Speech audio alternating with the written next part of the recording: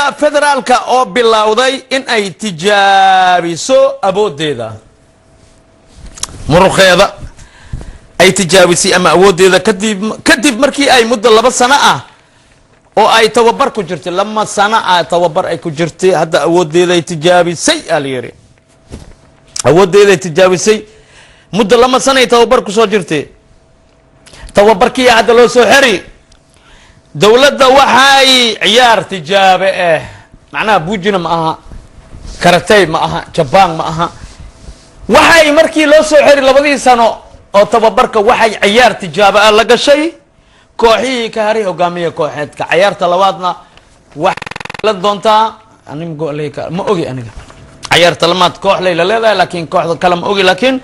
warkaasi waxa inoo faahfaahi doona tababarkii dowladda u soo dhamaaday وريهنا عبدي محمد جعف عبدي جعف أبو صو جعفي تببر أي دولة مدة 2 سنة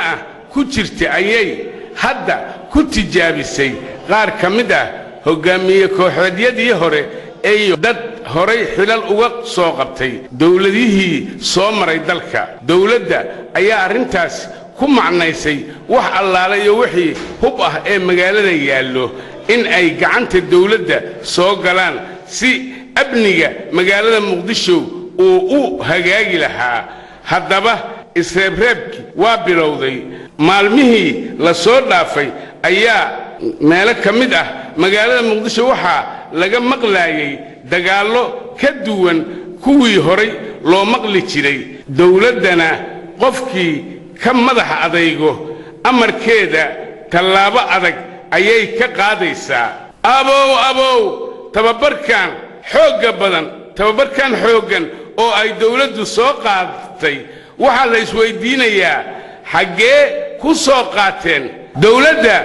hubka dhaco ayaa la isku ogaa inay aruuriso hadda waxay u egtahay in la iska qaadayo baakoorada odayaasha cuskanayaan iyo budadka eeyaha iyo la iskaga ilaaliyo tuugada cabdi maxamuud shacaf فعليها غرنكا يونيفرسال تي في مقديشو